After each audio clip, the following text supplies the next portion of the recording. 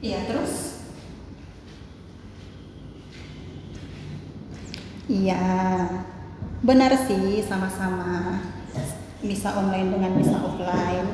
Tapi kan kalau misalnya hanya ikut misa online, itu kan tidak komuni.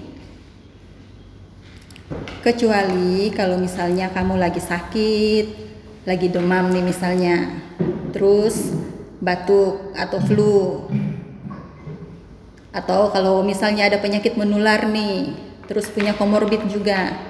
Nah itu iya, memang sebaiknya harus mengikuti misa online. Tapi kalau tidak ada halangan, ya usahakan untuk ikut misa offline. Ya pekerjaan kan bukan untuk alasan. Ya udah, intinya itu. Kalau lagi tidak ada halangan, selagi masih bisa ikut misa offline, ya usahakan ikut misa offline. Oke, bye-bye. Udah mulai nih suam-suam kuku. Ngapa? Adikku loh, Ngapa dia? karena kelamaan misa online jadi keenakan gitu. Udah tidak mau lagi ikut misa offline. Padahal kan gereja di tempat kami tuh udah lama buka. Oh, Itulah makanya saya bilang tadi udah suam-suam kuku nih anak. ngomong-ngomong kamu bilang suam-suam kuku tadi, aku ingat. Ada loh di kitab suci tentang suam-suam kuku. Sebentar, aku ambil dulu kitab suci. Oke. Nih. Kalau nggak salah, itu ada di kitab Wahyu. Sebentar.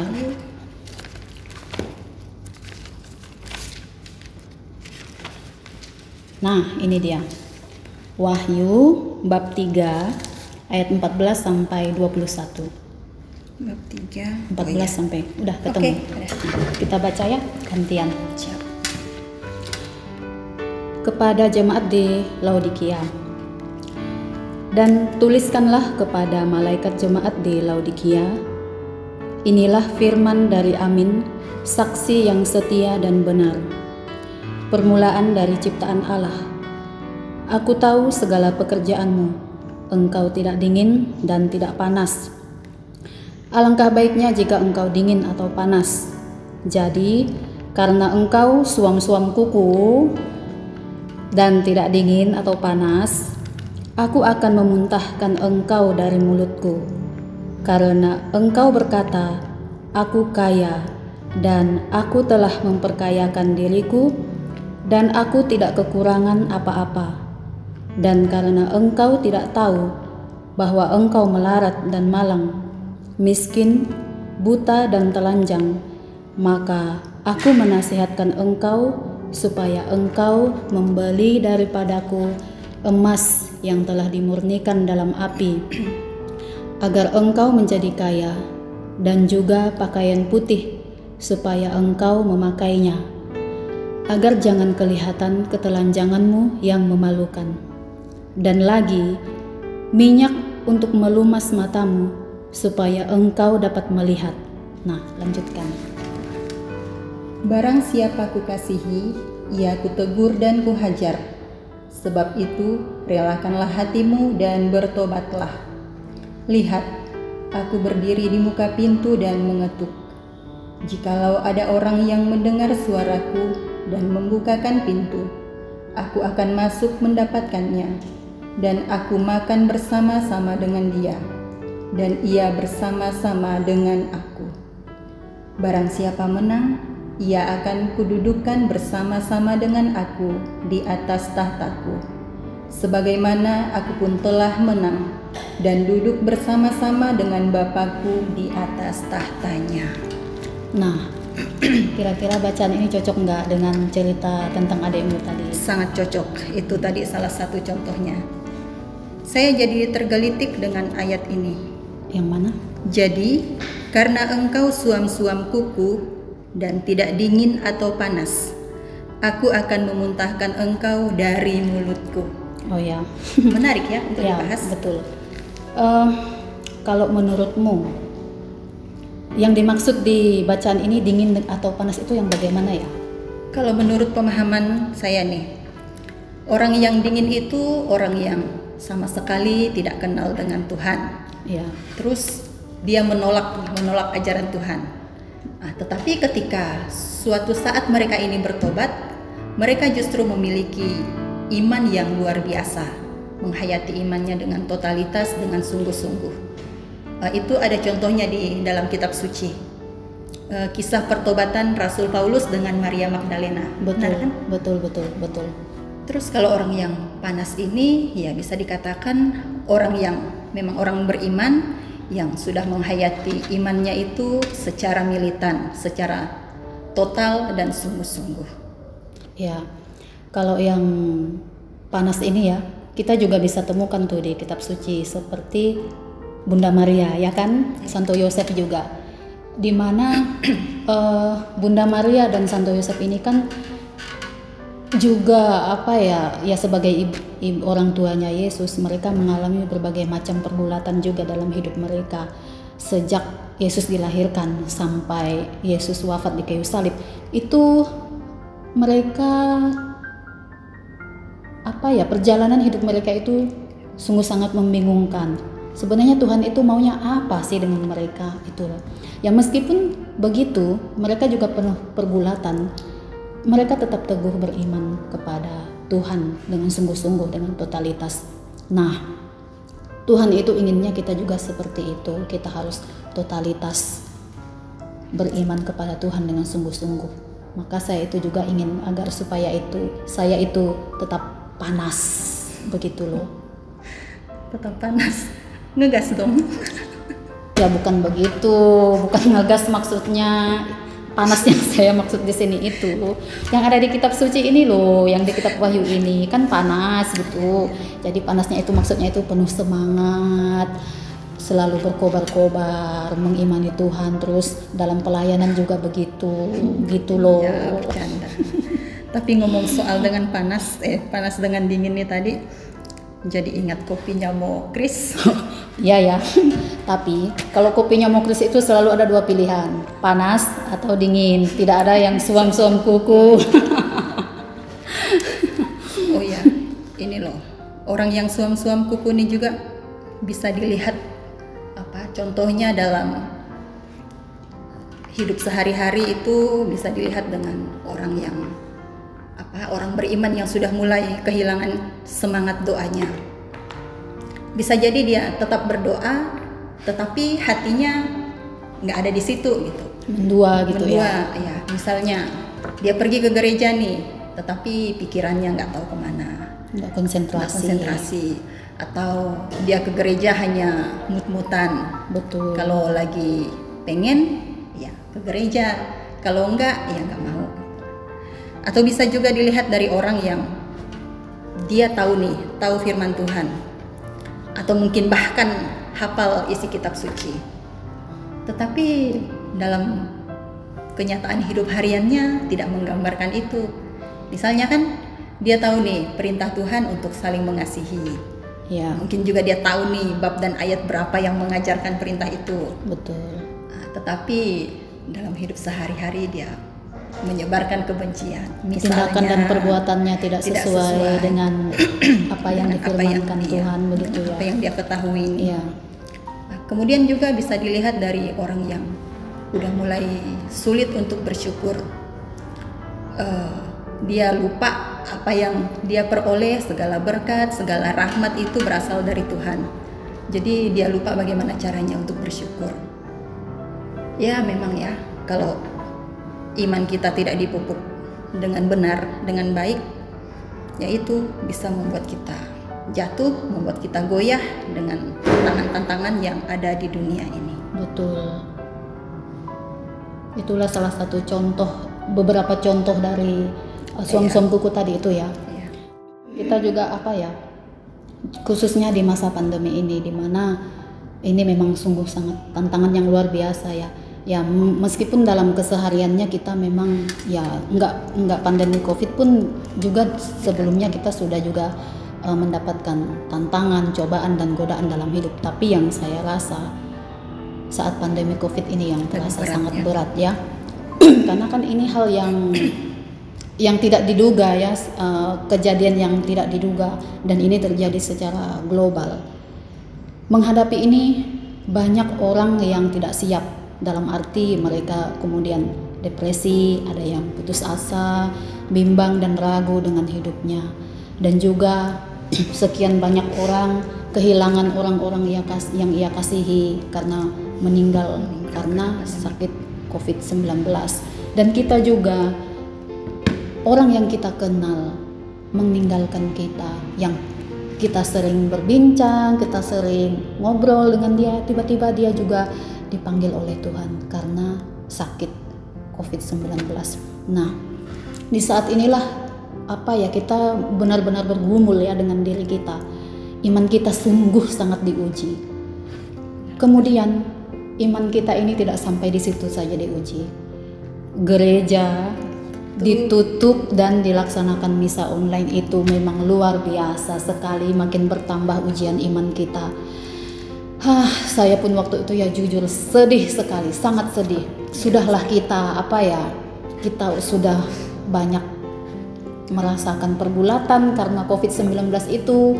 Kemudian kita yang awalnya bisa sesuka hati datang ke gereja menyambut komuni, tiba-tiba harus di stop dan dilaksanakan misa online, tidak komuni sama sekali. Itu memang luar biasa. Mau jadi apalah hidup kita tanpa ibaratnya menimba kekuatan dari Tuhan itu sendiri gitu kan.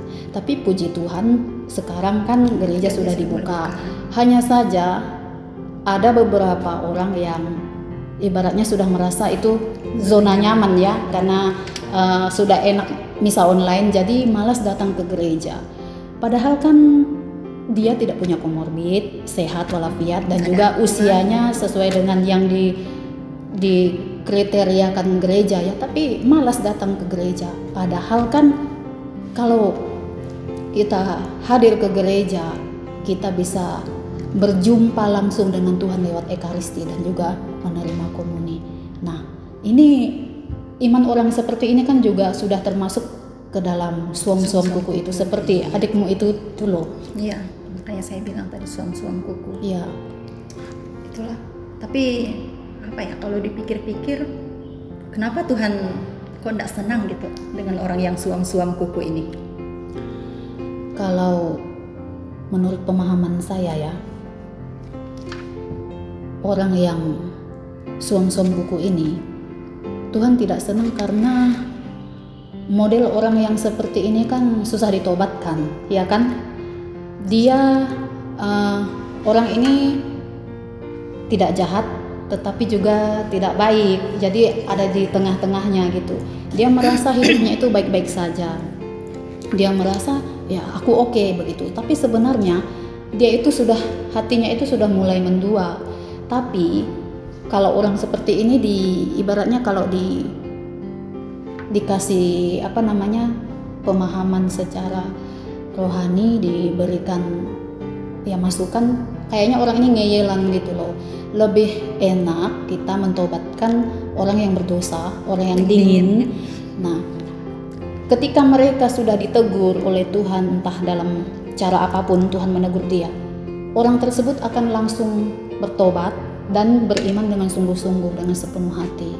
Begitu kira-kira. Oh ya, jadi bisa diartikan atau disimpulkan bahwa orang yang suam-suam kuku ini orang yang sulit kalau diberi pemahaman rohani, ya, karena mereka itu merasa dirinya sudah benar. Betul. Tapi kan sebenarnya Tuhan kan tidak mau kita berada atau kita terjebak dalam situasi yang seperti itu, yang suam-suam kuku ini. Ya Tuhan maunya kalau memang kita beriman, ya berimanlah dengan sungguh-sungguh, ya, seperti itu. Betul. Saya juga tertarik tadi dengan ayat ke-19. Barang siapa kukasihi, ia kutegur dan kuhajar. Sebab itu relakanlah hatimu dan bertobatlah. Nah, ini kan mau menunjukkan kalau Tuhan itu senantiasa mengasihi kita.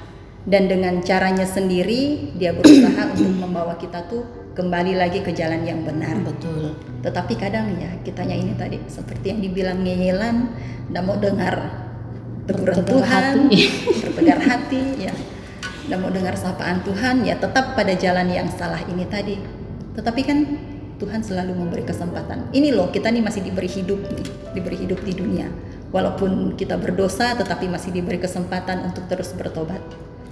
Ya, jadi sebaiknya memang kesempatan untuk bertobat itu tidak usah disia-siakan sih ya. Ya, bertobatlah sebab kerajaan Allah sudah dekat. Maka ya memang sih ya, kita bisa bersembunyi ya, keburukan kita bisa kita sembunyikan dari orang lain, tetapi kita tidak bisa sembunyikan keburukan kita itu dari Tuhan. Nah, makanya harapannya ya kita harus memiliki iman yang teguh, iman yang sungguh-sungguh fokus kepada Tuhan. Karena kalau kita fokus kepada Tuhan, hanya percaya kepada Tuhan, yakinlah bahwa Tuhan itu menemani kita dalam perjalanan hidup kita. Ini di ayat 20, di mana di sini ada tertulis, "Lihat, aku berdiri di muka pintu dan mengetuk.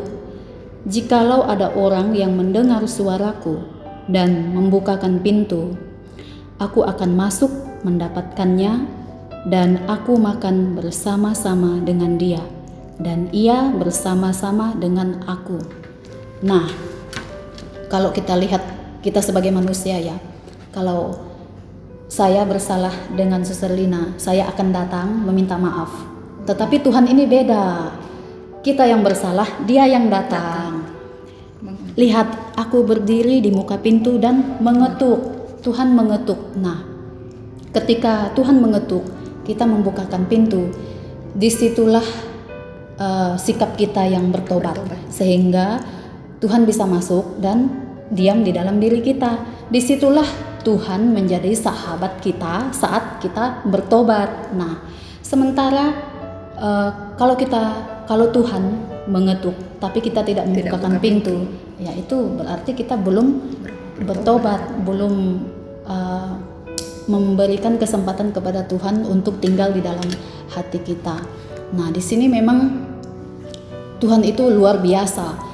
Meskipun kita tetap mengindahkan ketukan pintunya itu tadi, dia tetap mengetuk, menunggu sampai kita membukakan pintu. Tergantung kitanya lagi, apakah kita mau membuka pintu atau tetap menutup pintu tadi, tidak menerima Tuhan di dalam hidup kita. Tuhan memang sangat luar biasa, kesabarannya sangat luar biasa.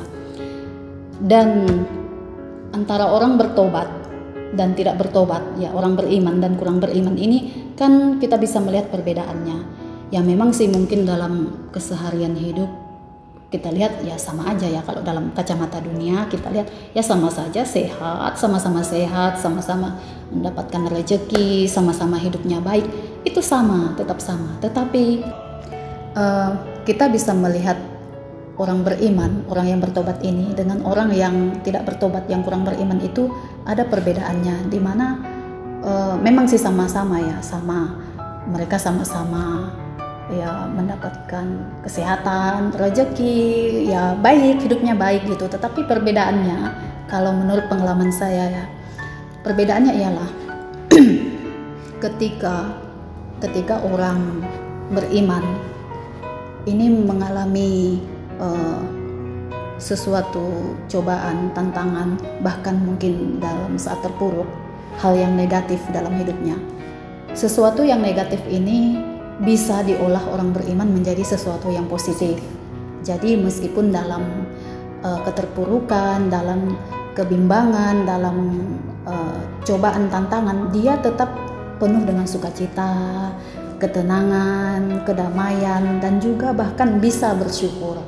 Nah, sementara kalau orang yang kurang beriman, yang belum bertobat ini tadi, ketika mengalami hal yang terpuruk dalam hidupnya, tantangan, cobaan, hal yang negatif ini tadi, yang negatif ini tetaplah negatif, tidak akan mungkin susah untuk menjadi positif, bahkan mungkin lebih buruk lagi keadaannya dari yang sesungguhnya, begitu loh. Nah, itu perbedaannya menurut saya. Nah, dan juga mungkin dia mengalami ketidaktenangan dalam hidupnya kegelisahan dan keluh kesah. Ya memang sih orang beriman juga berkeluh kesah. Kita hidup di dunia ini kan tidak selalu mulus-mulus. Nah, jadi memang tidak ada jaminan kalau orang beriman itu hidupnya mulus. Tidak ada jaminan, pasti akan ada sesuatu yang terjadi dalam hidupnya. Entah itu kemalangan, ketidakberuntungan, keterpurukan, itu pasti ada. Kalau hidup hanya mulus-mulus itu perlu dipertanyakan, ya kan, itu ada apa dalam hidupnya. Nah, tapi ya itu tadi perbedaannya antara orang yang beriman dengan kurang beriman itu, mereka cara pengolahan hidupnya itu berbeda. Nah, maka memang kita itu memang harus sungguh-sungguh beriman kepada Tuhan. Kalau kita beriman dengan sungguh, apapun yang kita alami dalam hidup kita, kita serahkan kepada Tuhan dan kita percaya bahwa Tuhan akan menolong kita pada saat yang tepat. Begitu.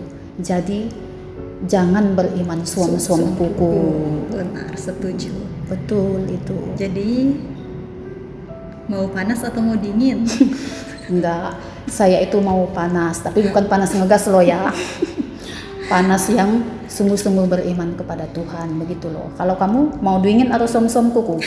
Ya panas lah. Ya makanya, karena kita itu harus selalu panas beriman kepada Tuhan. Kita harus tetap semangat, apinya harus bernyala-nyala, ya kan? Ya, kalaupun memang apinya itu redup, kita mulai lagi isi bahan bakarnya, ya kan? Bahan bakar rohani kan seperti sharing seperti ini ya, kan sangat sangat menguatkan. Terus kita juga bisa mengikuti misa, meditasi, dan banyak hal-hal kegiatan rohani lainnya yang bisa kita lakukan untuk supaya hubungan kita dengan Tuhan ini selalu panas. Nah, saya pun juga ingin selalu panas biar bisa selalu romantis dengan Tuhan. Wih, romantis. Tapi ngomong-ngomong soal romantis, udah mau jam doa nih. Yuk, doa lagi. Ini kan juga untuk mengisi bahan bakar rohani maksudnya. Betul juga ya. Biar tetap panas dan tetap romantis Ya, ini tadi. betul. Pokoknya intinya harus panas. Jangan dingin, jangan suam-suam kuku, selalu panas, ya kan? Betul. Yuk. Oke.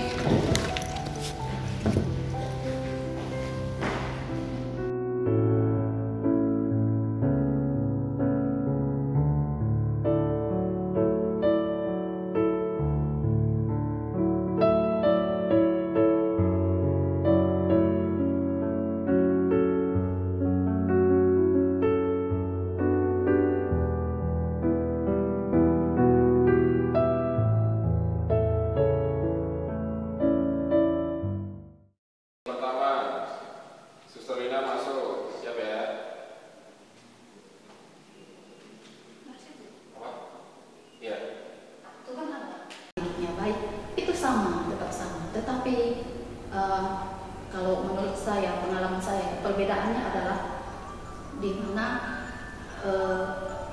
ketika orang yang beriman ini mengalami cobaan dalam hidupnya, tantangan, mengalami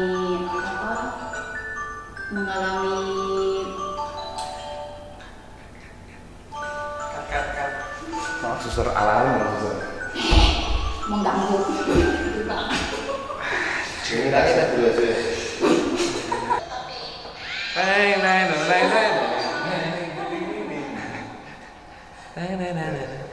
Oh, jadi pas alarm bunyi bebel tiba-tiba di belakang suster ambil lari. Horor atau creepy nih. Siap. Sebentar. Lalu mau mulai dari mana ya? Terlalu jauh. Kita bisa melihat perbedaannya. Iya benar. Itulah maksudnya terlalu jauh. Dari dan aja ada apa suster? Dari dan Siap ya. Lap terenak. Wewe.